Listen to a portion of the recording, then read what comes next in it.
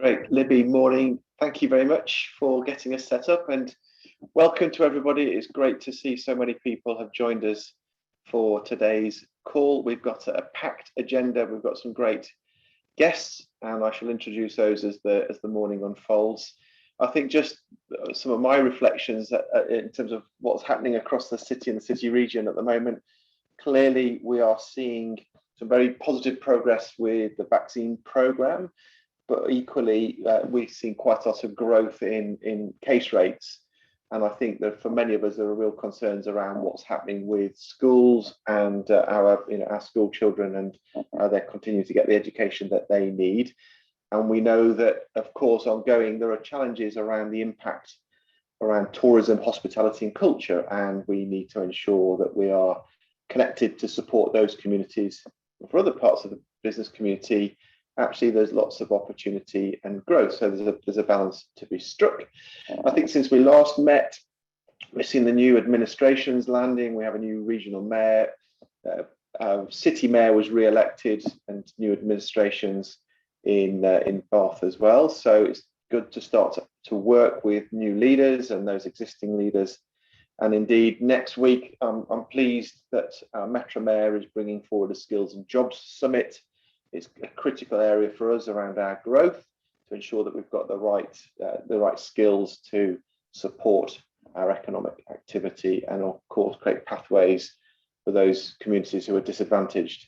Today's topic is very much centred around the climate. And I think, in my own organisation, I think about, what it means for us.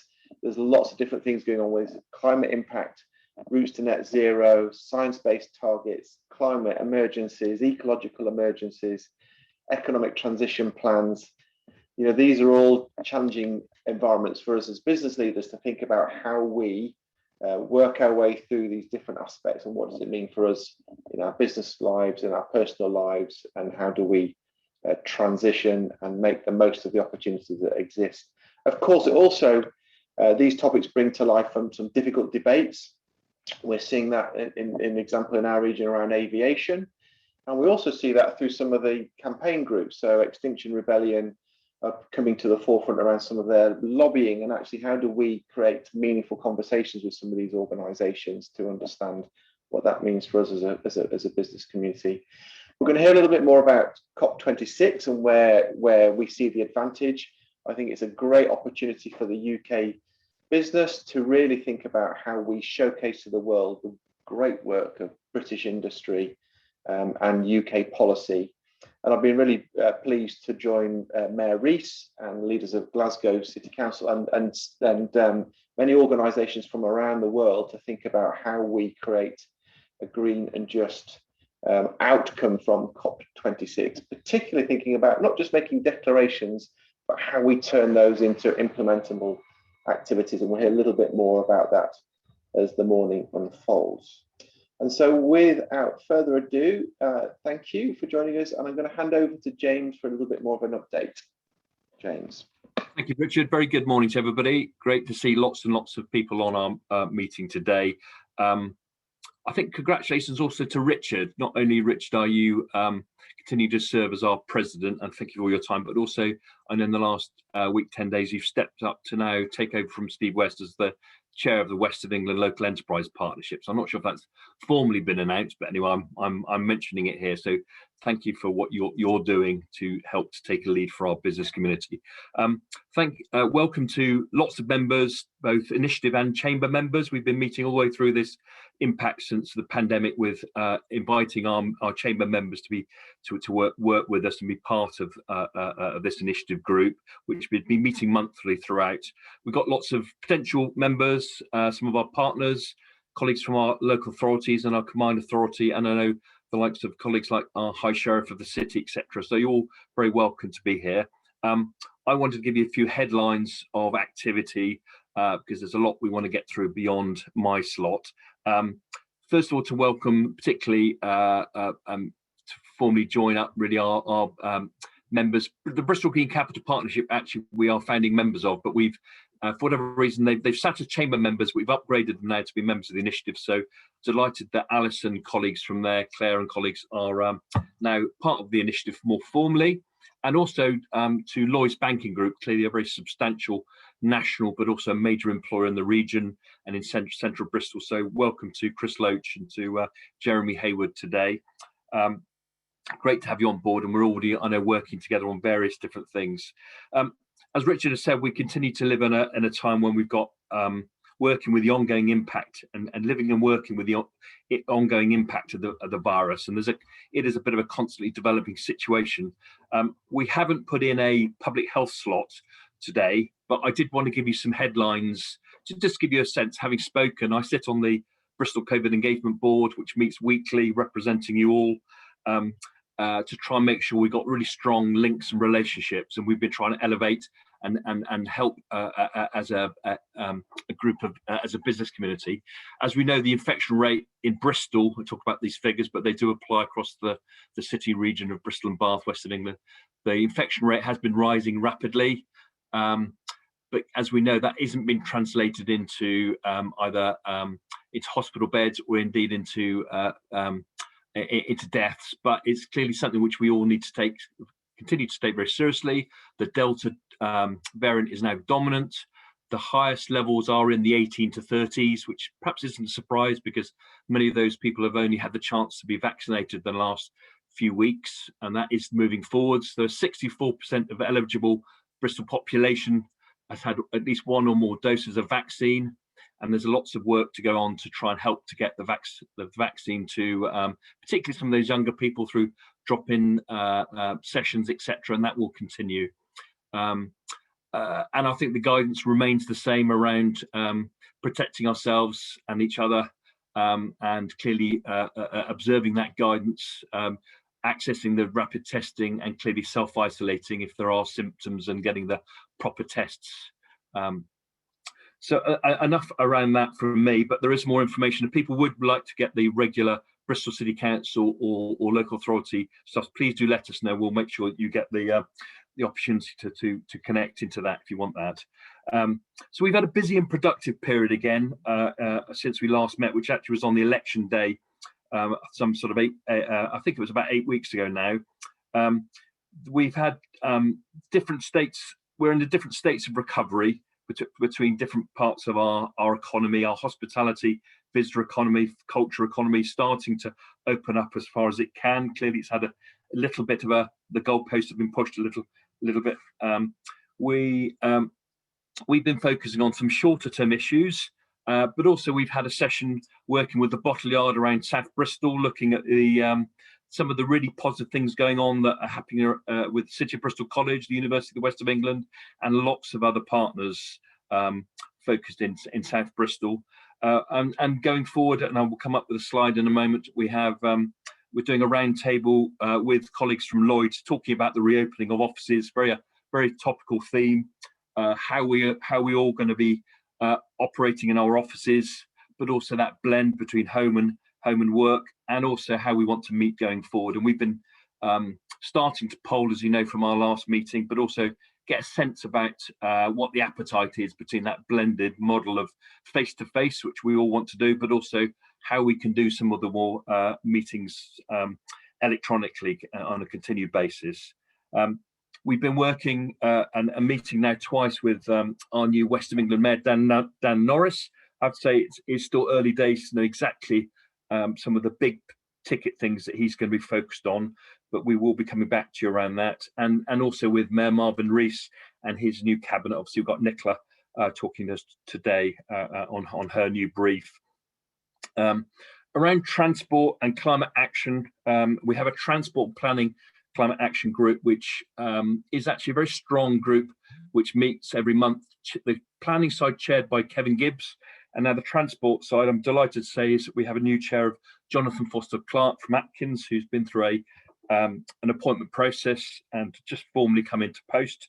So and brings great experience and skills for us. We've been looking in recent days at some of the big sites which are coming forward in the city around places like St Mary Le Port, but also down onto Victoria Street. We've got some very low carbon schemes which are coming forward. LNG's proposals we're going to be looking at on Temple Island, and also the galleries. Again, some all central Bristol schemes, but there are others in Bath and other parts of our city region we'll be taking some interest in and appropriately responding to. On the clean air zone proposals for Bristol, there's work continued to go on behind the scenes that we're leading to try and make sure that we get some workability. We don't want to slow it down. We know that there are going to be measures going to be put in place, and rightly so, to deal with air quality. We want to make sure that there's workability and that there isn't parts of our city region are disproportionately impacted by pushing traffic into inappropriate roads. And then on flooding, a big issue for our city. Again, so a lot of energy and work going to be going into that to make sure that we have got a defendable funded strategy for our city centre.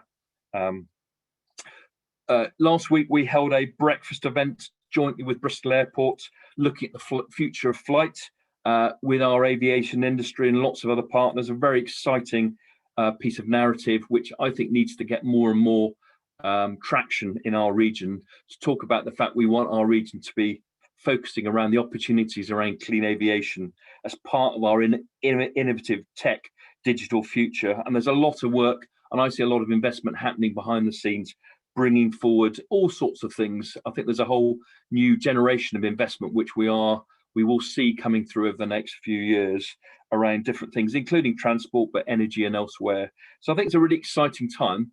But the challenges, as Richard talked about, are around how do create a strong city with good growth, the right kind of growth around inclusivity and stuff which is in tune with our natural environment. So that's the theme for today, and I'll hand it across at that point to Nicola. Thank you. Okay. Right, I think I was just going to give a quick update. That's right. So Nina, you're going to come in first, and then Nicola. So. Okay. Thank you, Nina. Over to you. Brilliant. Thank you. So earlier this week, one of our board members, Matthew Tanner, asked what is the role of the initiative in terms of climate action. So I'm just going to spend a few minutes just explaining that to everybody today. Let's go to the new slide. Thanks. So the first part, I think it's about demonstrating leadership. So as an organisation ourselves, we declared a climate crisis at the end of last year, and that came about from a series of discussions and engagement with our board members and our staff.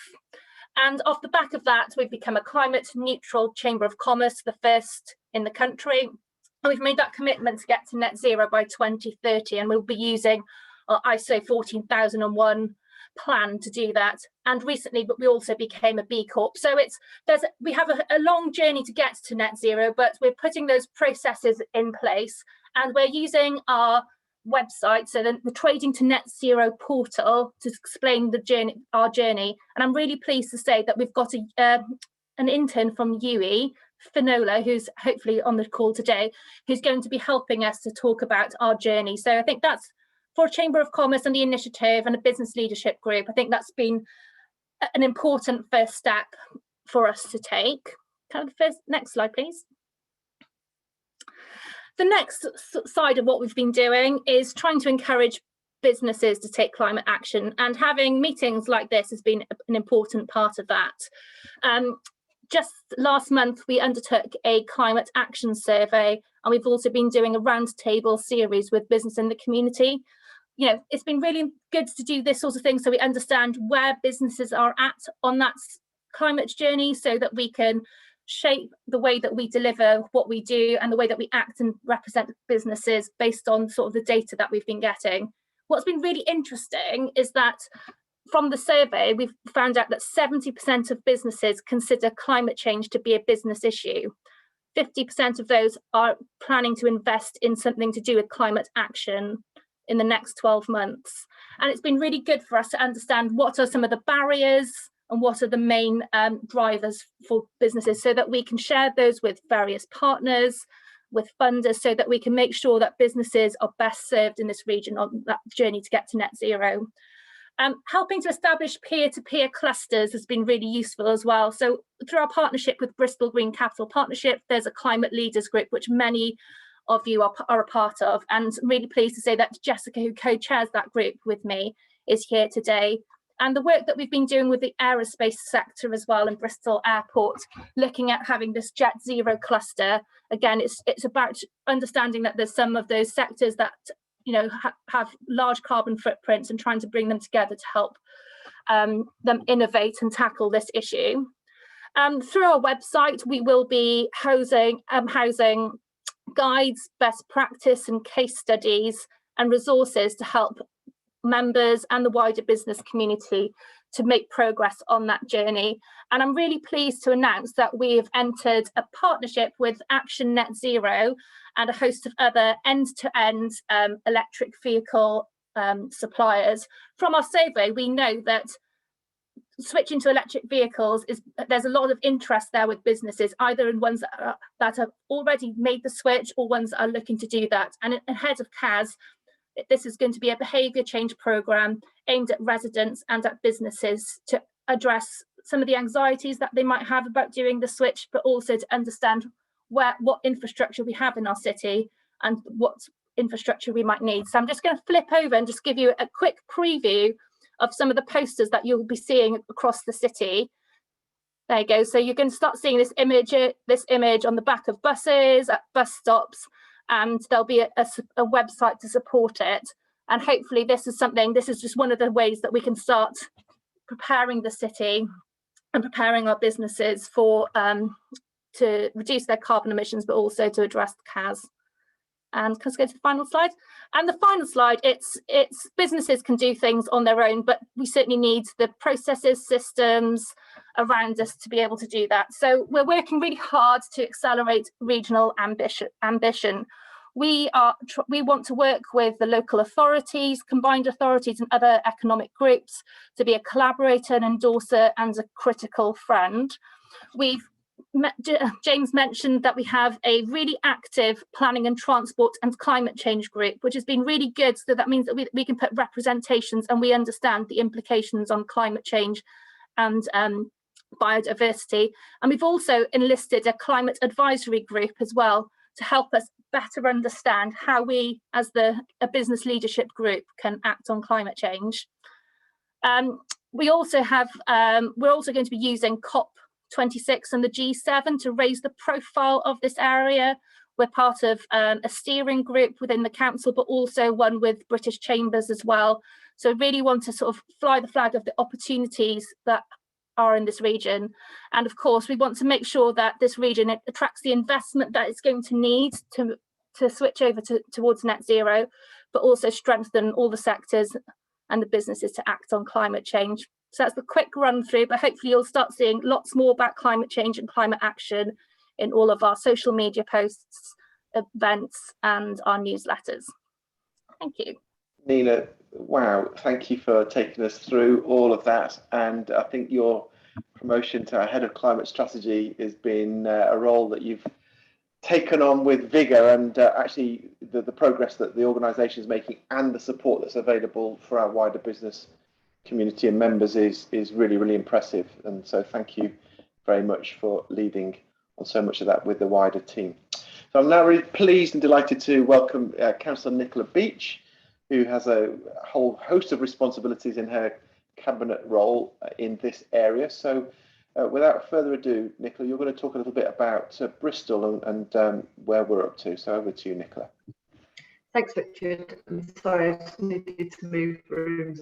There's some apocalyptic light levels going on in my house this morning. So hopefully you can hear me okay. It's not too echoey where I am. Good morning, everyone. Thank you very much for having me. And yes, obviously we've now stepped into Mayor Reese's second administration, and there is change afoot, not just in terms of my job itself. And so I'll just spend a moment talking about the new cabinet, and then can talk about kind of what that signals in terms of the step change in terms of the City Council's attitude to this area. So as you can see here, so I was previously held the portfolio for planning and city design, and after the election Marvin approached me to ask me if I could work on climate, ecology, waste and energy. What's not in that title is that also includes one of the major challenges James talked about earlier, which is around managing our flood risk and our relationship with River Avon, full stop really. The reason for that it is absolutely kind of, when you take the big meaty subjects of climate and ecology, it's where do those things collide, and what parts of the kind of city council's engine does that present itself in? And so when you start to think about our relationship with or the role that energy and transport policy in the energy space, and so there's been chat already about EV charging in this, on the conversation on this meeting today, how does that front into the climate challenge? How do we address our challenges with waste in the city? And so not only is that a very visible sign of progress, but it also really does need to be tackled if we are going to meet our climate and ecological challenge. And so essentially what this portfolio represents is the coming together, I guess, of so many different parts of our operation where they lean into that shared challenge as a city of meeting the climate net zero by 2030 goal. So I was really pleased to hear from Nina, and that's just good to get an update in terms of the initiatives, investment in this space. And Nina, yeah, as Richard said, it sounds like you've approached this with massive gusto, which is really brilliant. I think the way that if Mary's was here today and we were talking to Marvin, he would be saying that, you know, the previous administration was the time for planning and now is the time for delivery. I think we're going to see that, and I completely agree, James, that there's going to be some difficult moments ahead as the CAS is introduced and we really start as a city to confront what changing all our behaviour actually looks like in practice. And so there's some kind of top to toe examples really. I think the clean air zone will be one of those moments where we go through that, and I'll come on to COP in a minute because I guess that's a bit more of a signal towards this world. You know, we are in a context around the built environment where we're simultaneously unlocking our challenges around the flood risk strategy in the River Avon, while at the same time trying to deliver to some pretty optimistic and important regeneration targets around both housing delivery and jobs creation in the city. And I think that for anyone on this call that's in the built environment, I think you should be anticipating and coming to the table with your innovations around how we reach those net zero targets in the built environment. That's notwithstanding, you know, that I think when I speak to people in the built environment, sometimes there's an idea that it's all on us, but how about the 98% of homes that already exist in the city? And you're absolutely right to say that, because we also then face that challenge around retrofit and actually how do we decarbonise the city today in terms of how we all live and work. And I think when I think about the portfolio, and I'll talk about one city very briefly as well towards the end of this, I think you will see in the coming 3 years kind of one of those other top to toe issues will be around our city lead partnership as that takes shape. Because what we need, we've been on a huge journey as a city in recent years, but we need a considerable acceleration of that pace of change and progress if we're going to stand any chance of meeting that 2030 target.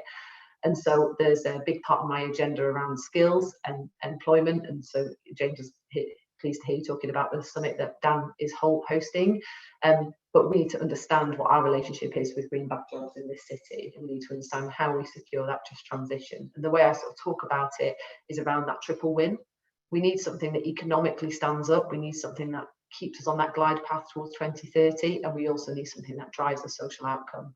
And so one of the examples of that would be around, for instance, the decarbonisation of our council housing estate, which is a big anchor project for us in the local authority in the coming years. In terms of One City, I'm delighted to now be the co-chair of the One City Environment Board, and it's really nice to see Jessica here today. I think one of the knotty issues that we've been dealing with is how do we communicate COP to the city? How do we make sure that the city firstly actually knows what the heck we're talking about, because, you know, it is a privilege to have time to worry about things like COP, frankly, and how do we make sure that we reach our fingers and toes, reach different quarters of this city, and there's an opportunity where all the organisation business groups in the city are celebrating COP, that we unite that and we actually have, you know, we really front up to this amazing opportunity. At the other end of that community spectrum, I guess, would be the work that Marvin and I are doing about financing.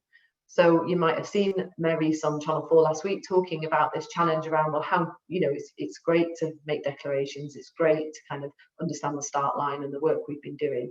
But actually, we now know the start line and it's a terrifying place to be. And we're actually in a positive position that we know that start line.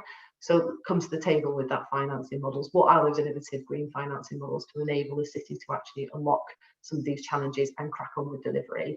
And so you will see increasingly kind of as administration, our message up to government is to call them to the table on that. Let's actually look at how we do deliver that. And the answer is not just adding to people's bills.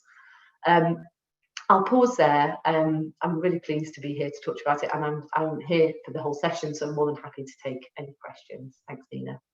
Brilliant. Thank you very much, Nicola. That's great to hear, and thanks for taking us through the focus. I'm really glad it's focused towards delivery as well in this second term. I think that's, we want to get right behind you and the city in making that happen. But I think you also talked in your latter stages in a way that segues very nicely to our next guest. And I'm really delighted to welcome Rishi Madlani, who's the Head of Climate and Sustainable Finance at NatWest Bank.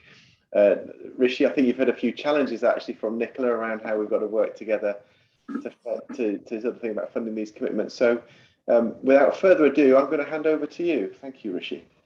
Brilliant, and thank you so much for having me. This is my fourth event round the country this week, whether it's London Climate Week, the Edinburgh Climate Compact, or Ethical Reading West. And what I'm really pleased to see is actually the level of commitment at Bristol, across the Bristol region. Firstly, the number of you here already taking action, really proud to follow always proud to follow local government, and also the number of initiatives here are phenomenal, and it's great to see a senior audience across the space. This really is a race to zero and a real chance for us to show leadership and ambition in this. So by way of quick introduction, I've worked for the NatWest Group for 17 years. It was scarily my anniversary this week, so I got a lovely little note from the bank. And of 13 of those last 17 years have been involved in climate or climate-related roles. I started on the bond desk, did equity investments in renewables, helped build up our project finance business, which is the largest lender to UK renewables. So I moved from wind and solar projects to then climate strategy. This really, for me, has been a real journey. We've all been learning. Climate has been an rapidly evolving and nascent space. There have been many people who have been in it even longer than the 13 years I've been doing it, and it continuously throws up challenges and questions for us. And this is why things like today are so key. Collaboration, brainstorming, bringing ideas together and sharing best practice. That is how we can collectively tackle the climate challenge. My job became a bit easier a couple of years ago when Mark Carney, who's now my pin-up boy alongside Jamie Vardy on my wall, helped start to transform the climate banking arena. I probably should make a reference here. Nigel Pearson seems to be hiring most of the Leicester squad at Bristol City, so I think there is a big affinity there as a big Leicester fan. Outside the bank, sorry, I should go back to the climate agenda. Outside the bank, on the board, I'm on the boards of Renewable UK, UK Sustainable Investment Finance Association. I also chair Camden's local government pension scheme, which is a £1.8 billion asset scheme, which won awards for its ESG approach. So last year as a group, I was really delighted when our female CEO, we have a female CEO and CFO, which is sadly still very rare in the FTSE 100, launched our new purpose. This put learning and financial capability, which is obvious as a bank. We need our customers to be financially capable and to be learning and have the skills to transact with us at the core, alongside enterprise, where we are the largest business bank, and crucially from my area of work, climate at the centre of what we do.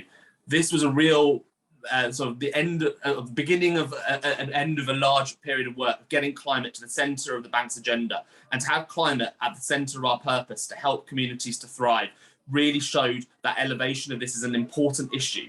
And I think the amount of commitments we've made, and I want to run through a little bit of that before coming to how COP and how that ties into Bristol comes together, is I think it's really important to make these commitments and actually think about what you can do and put your head above the parapet. Climate change is such a large challenge, involves different actions from different actors, and we really need leadership across the business world. Things like this are so crucial in tackling that. So how have we gone about it?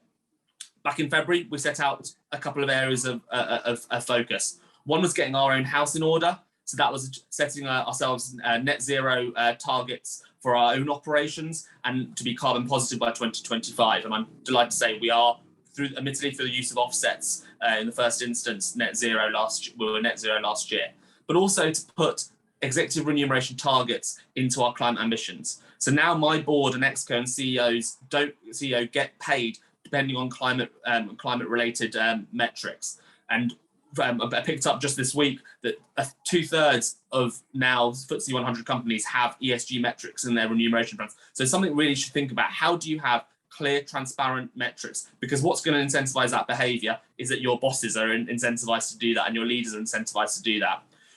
Furthermore, we signed up to 3 climate group initiatives, RE100, EV100 and EP100. We've been 100% renewables in the UK and Ireland for the last over the last decade, but actually doing that in India and Poland also for us is really important, and finding those solutions.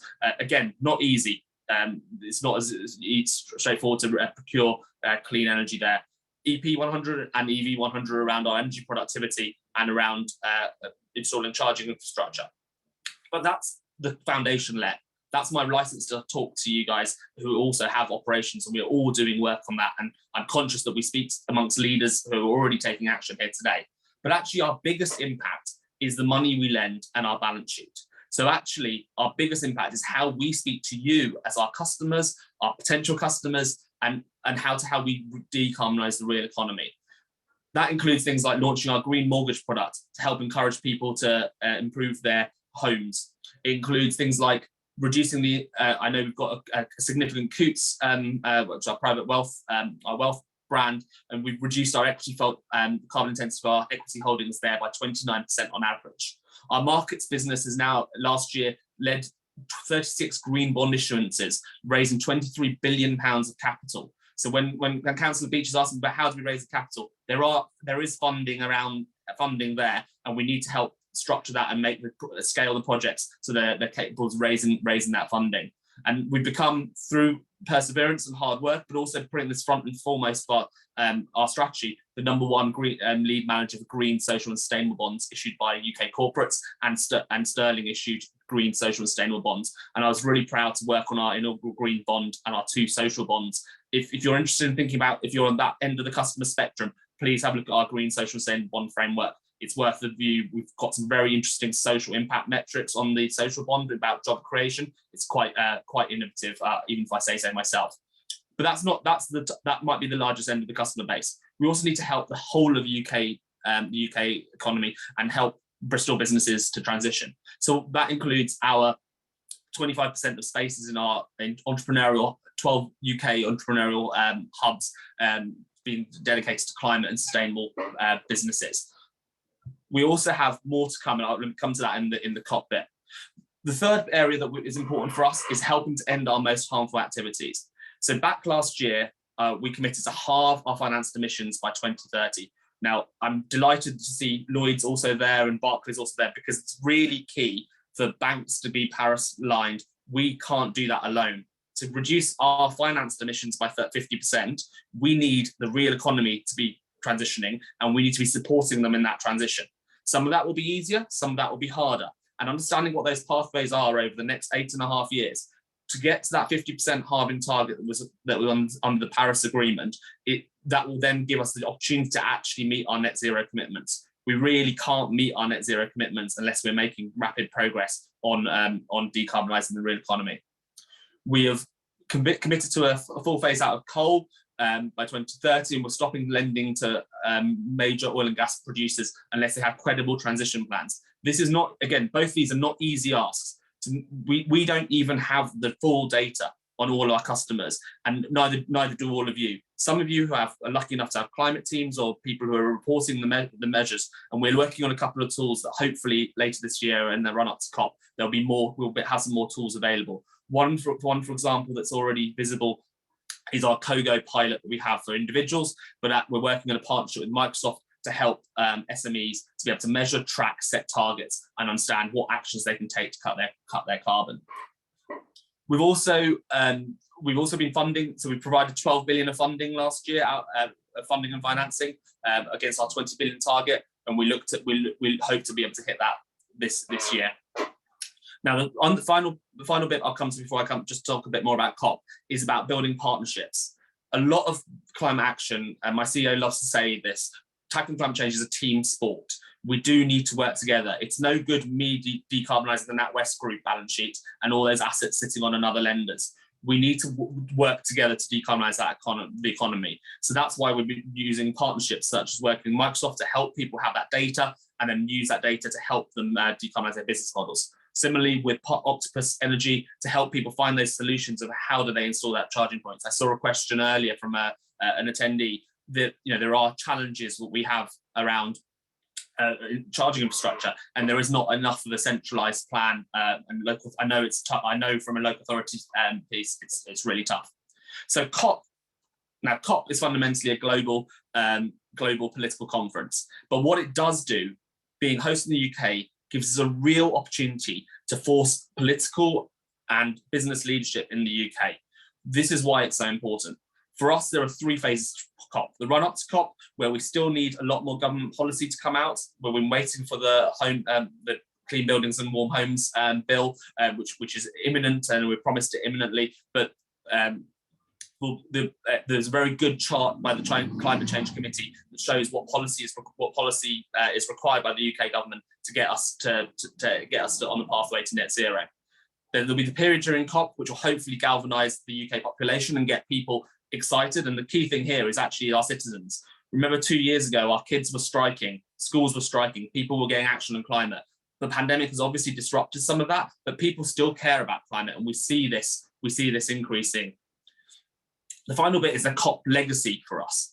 And that's thinking about what can we then take that on? How do we take that energy that we build up, the commitments made by business leaders like yourselves, by cities such as Bristol, how do we then take that into action? And that will involve action on finance and innovation, involve action on greener buildings. It was great to hear Councillor Beach talk about the social housing retrofits, but also about the electric vehicle work that Nina and team are doing, because these are all the solutions. We need to be doing all of these solutions.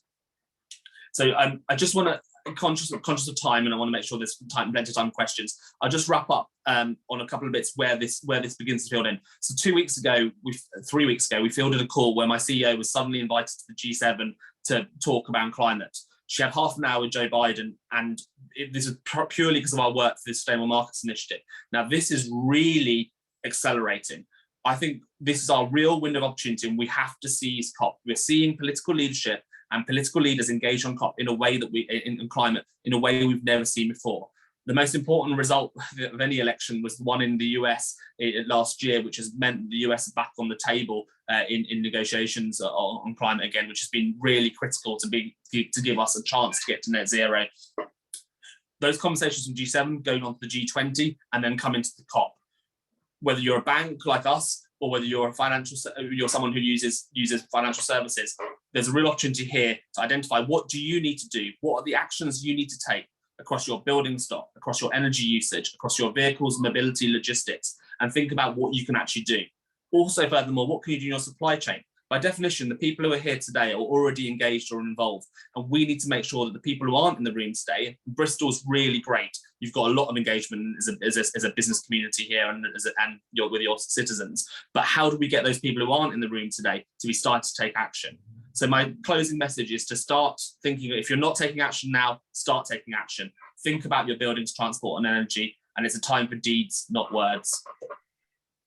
Rishi, I think those are really sound words and sound advice right at the end there, actually, around the fact that we cannot afford as organisations to do nothing, and we all need to start to take the steps and the actions to address our own carbon challenges within our organisations. What I thought we'd do before we move to our panel conversation, I'll open the floor up briefly for a couple of questions for you and to Nicola. I've got one from Nick Hounsfield, Rishi, which is around how do the banks work together as a team towards climate action? Surely that would be the A team. How you mentioned other banks, but how do you see the banking community working more effectively together?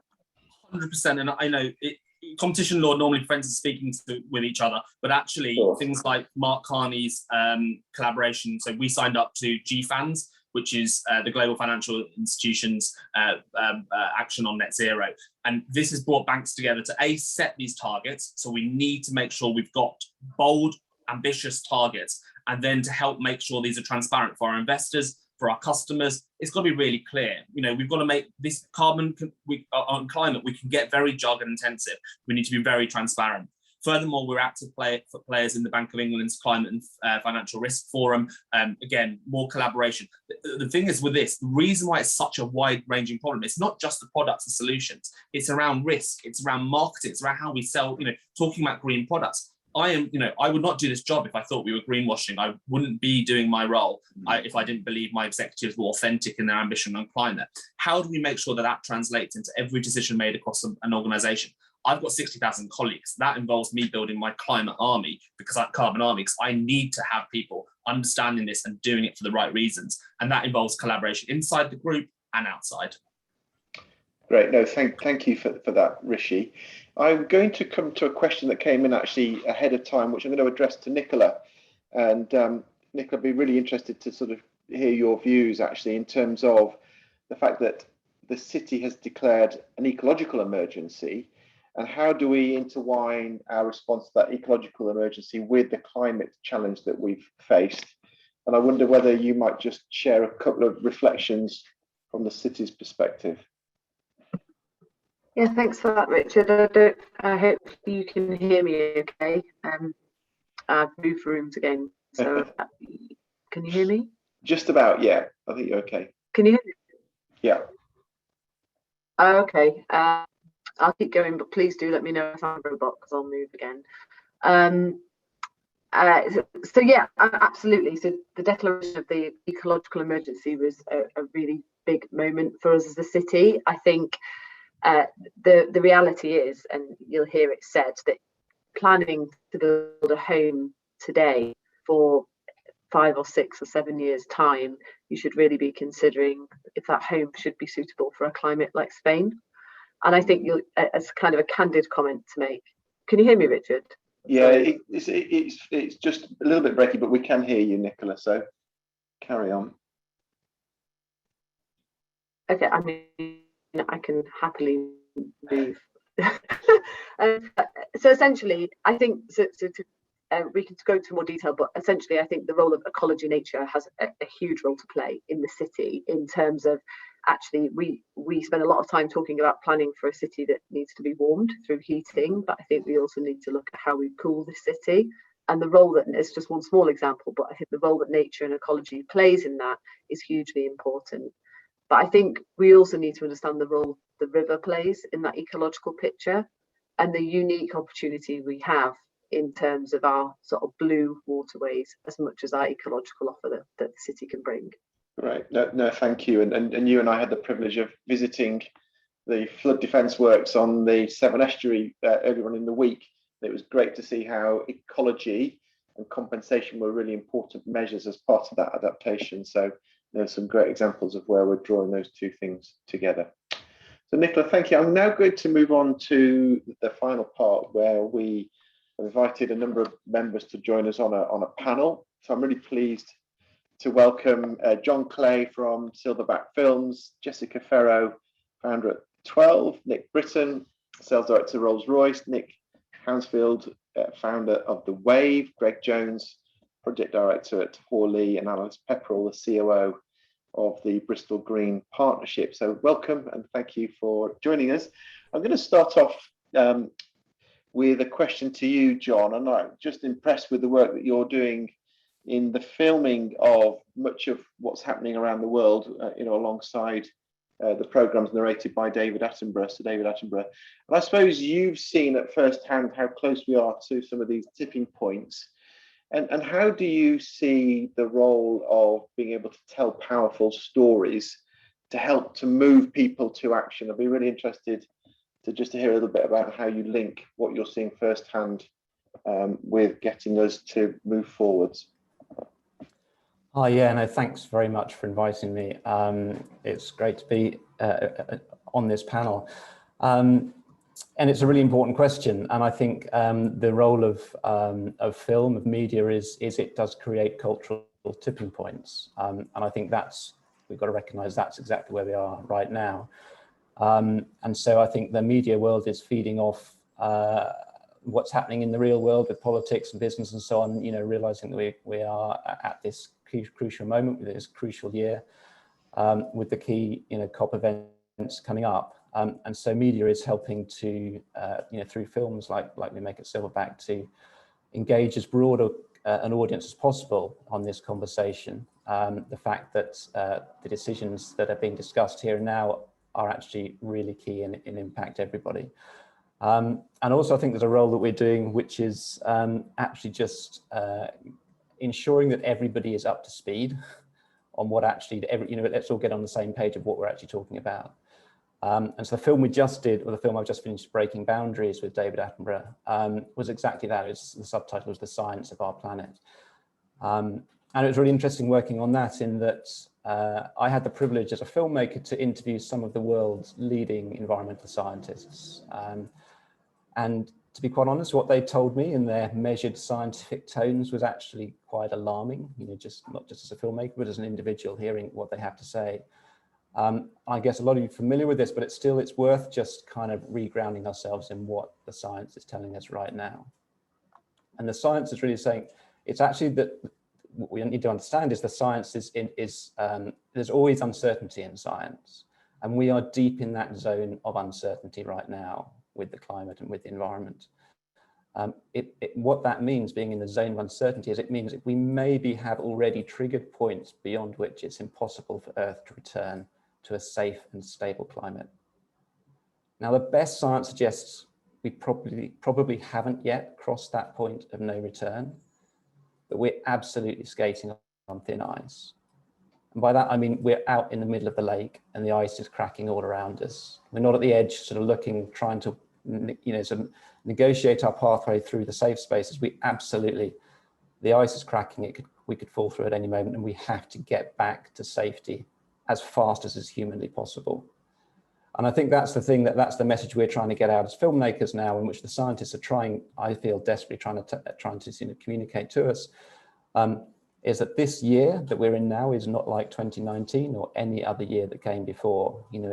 Some of these scientists, people like myself, have been effectively banging the drum for a long time, but this year is different. And I'm not talking about the pandemic, it's about the simple fact that we've run out of time. It really is our last chance for bending the curve on emissions. And if we don't make the commitments now, particularly at COP, both COPs, in fact, the biodiversity COP in Kunming and then the climate COP in Glasgow, and if we don't get to halve emissions and halt biodiversity loss by 2030, we kind of kiss goodbye to a stable and prosperous future for humanity, which is a pretty scary state to be in, but that's the stakes. They couldn't be higher. Having said that, I think one thing I just want to add before I end is that even if there wasn't a climate crisis and even if there wasn't a biodiversity crisis, the actions we need to take would still be worth taking, because we'd all be better off, healthier, the world would be safer, more stable. It'd just be a more enjoyable place to live. And that's also, I think, something that's coming through from the science as well, as the scientists again telling us, actually, we have the answers. It's now all about the political will. It's all about getting everybody on board and doing exactly as people have been talking about on this call so far, putting those plans into action. And if there's one thing that you could be doing but aren't yet doing or haven't yet pledged to do, then you're not doing enough. But hey, we really could turn this around. It's not yet too late. The ice hasn't yet shattered. So yeah, go Bristol, go Southwest. John, thank you so much. Really powerful, connecting what you're seeing, the impact on nature and how that has to compel us to move. I'm going to come to the panel members. I mean, from my perspective, case studies and seeing action in live time helps us to understand what we can take. So I'm going to come to Nick and then to Nick Britton. So Nick Hounsfield, obviously we're really thrilled with the wave and what it means for us as a city region, but I'm really interested to hear how you've put sustainability at the heart of your business plans and what that means, on the ground. Nick.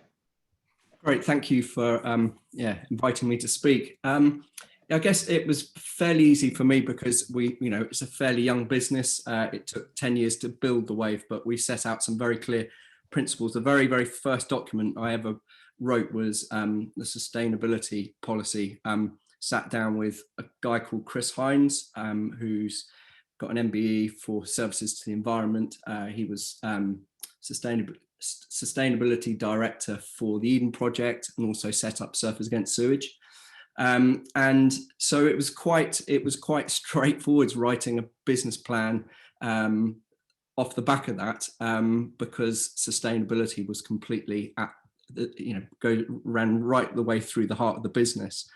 In terms of going forwards and actually building the place, having to raise £30 million to be able to build the wave, obviously came across some challenges, but I think having a very, very clear line of sight as to what the vision would be and making sure that we weren't being distracted by the money. We made sure that we were going to be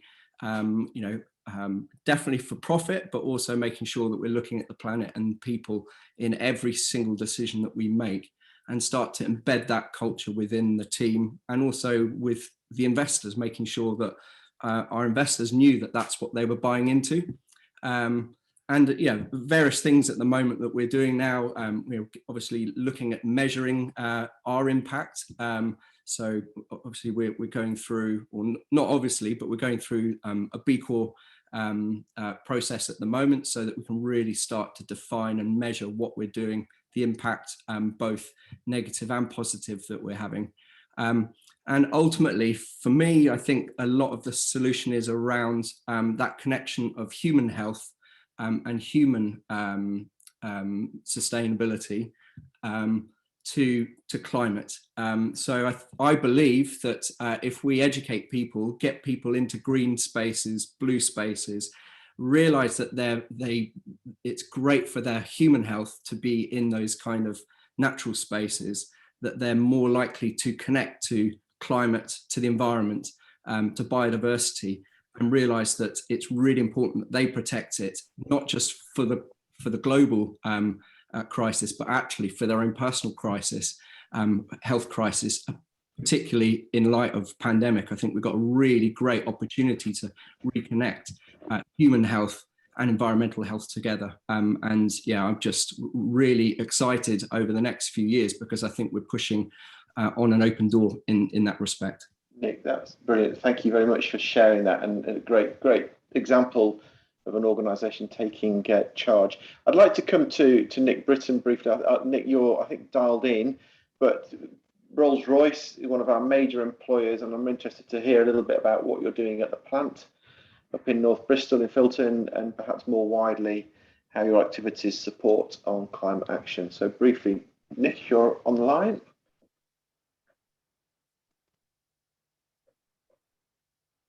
I'm not sure he's there. We'll come back to Nick if he's able to.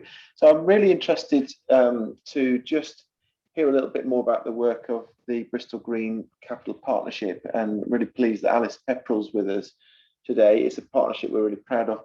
And I just wonder, Alice, how you're transitioning, how you see the support of the Green Capital Partnership towards our transition and our climate action activity. I wonder whether you could just share some of your thoughts with us, Alice. Thanks, Richard. And just to say, it's a pleasure to be here. I recently joined the partnership a couple of months ago, and moved to Bristol a couple of months ago too. And it's a real privilege and an honour to be in this role. For those that don't know, the Bristol Green Capital Partnership is a network, a really unique network of over 1,000 member organisations that have come together to pledge to work towards a sustainable city with a high quality of life for all. We think we're the largest partnership environmental network of its kind in the world. We're really happy to hold on to that thought. And I think it's quite important to note that whilst Bristol has a reputation at a national and global environmental sustainability leader, it's often failed to include diversity in its environmental leadership, and often marginalised communities and people from Black and African and Asian and minority ethnic backgrounds are often disproportionately affected by environmental issues. So I think it's just a really important point just to make, that tackling the climate crisis really goes hand in hand with social justice. And as Bristol transitions to a green transition, it's vital that a fair and inclusive transition, and that no one gets left behind. So two of our projects at the Bristol Green Capital Partnership that aims to mobilise and support and empower communities and environmental leaders within environmental action. One of them is the Black and Green Ambassador Programme, which is a 3-year project which connects and empowers and celebrates diverse leadership and community action on environmental issues and in Bristol and beyond. And the programme is funded by the National Lottery Community Fund and supported by the Bristol Green Capital Partnership and Bristol City Council and the Centre for Sustainable Energy. And over the course of 3 years, we have a cohort of 3 ambassadors that are receiving mentorship, skills training to produce a monthly radio show and really be part of the conversation at a city level, working within and across diverse communities, formulating their own research projects to explore and amplify and enable environmentally just solutions for all. So since starting last October, the first cohort of ambassadors, Olivia Roy and Asia, have amplified the work of over 20 community leaders and projects, reached over 30,000 listeners, and collaborated with many organisations through their radio shows on Ujima Radio.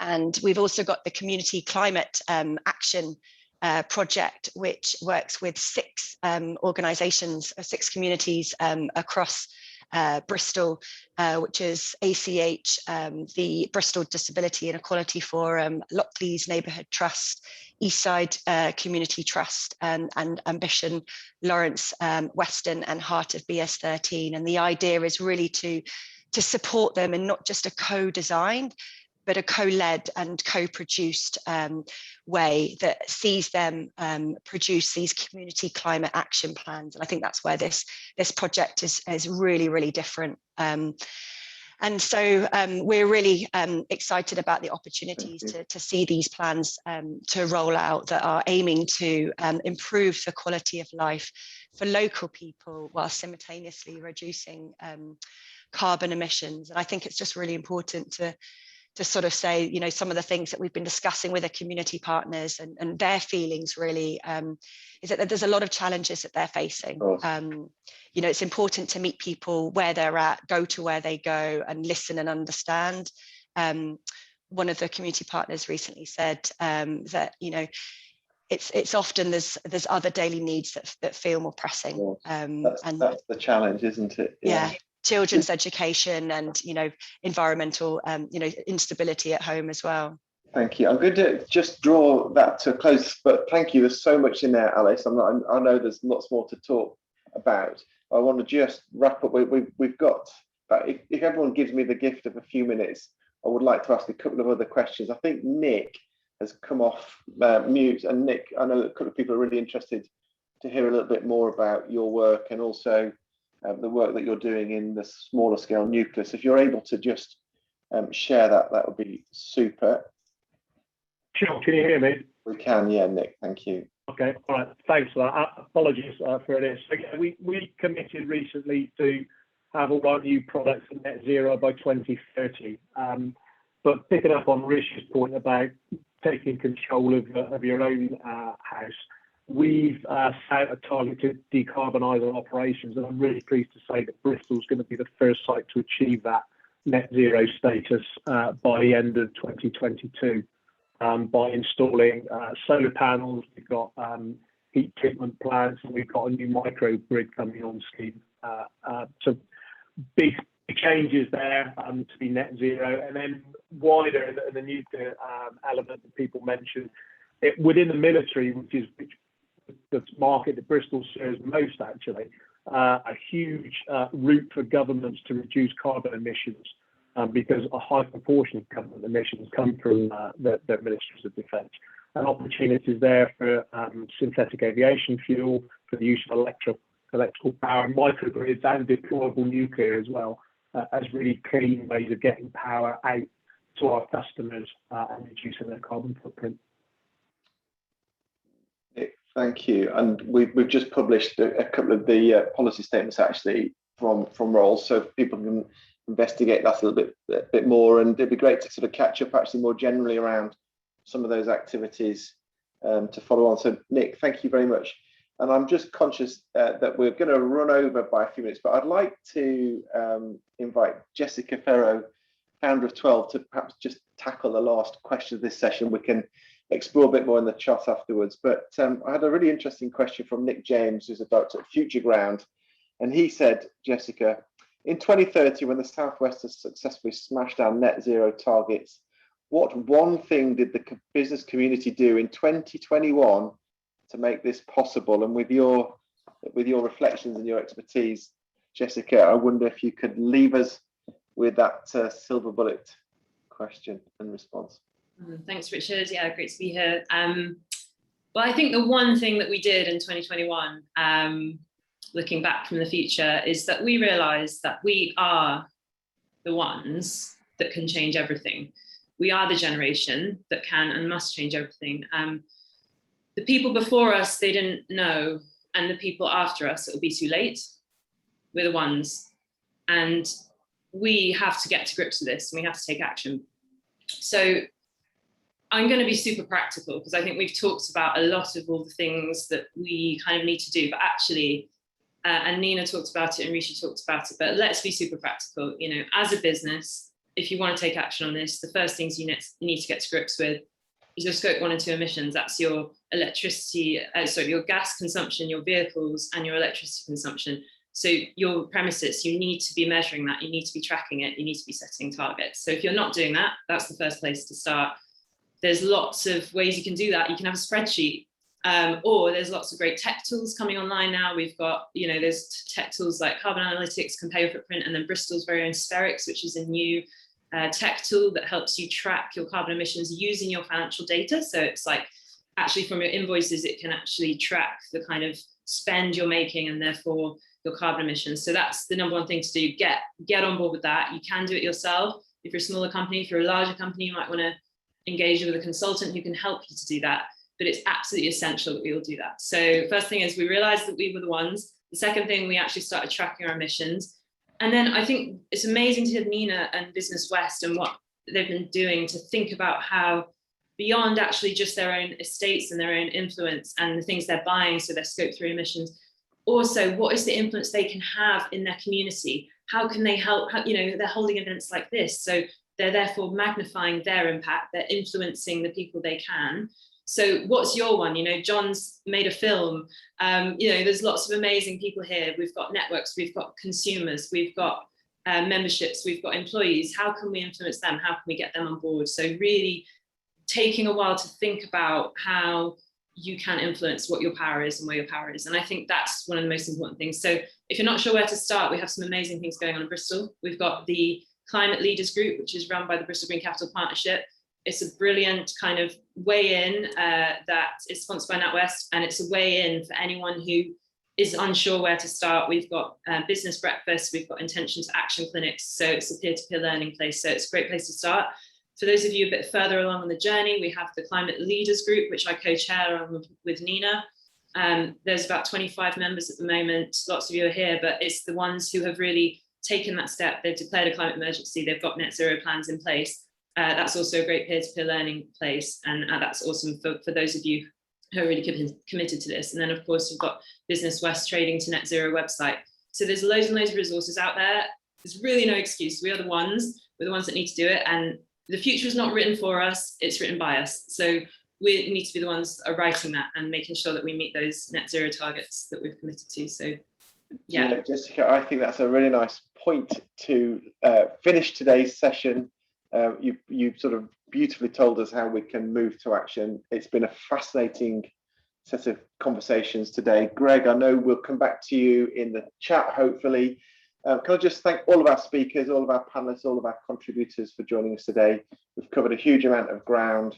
we know we've got to be compelled to action. Can I just thank the Business West team, as always, for getting us really well organised and for the direction that they're taking. Our next meeting is on Wednesday, the 15th of September. All being well, fingers crossed, that is going to be face-to-face, and we're really looking forward to doing that. And for those of you who are able to stay on for the next 25 minutes, we are getting into a little bit more of an informal, relaxed social networking mode, and we can carry on the conversation. So thank you everybody for attending, and we look forward to speaking to you soon. Take care.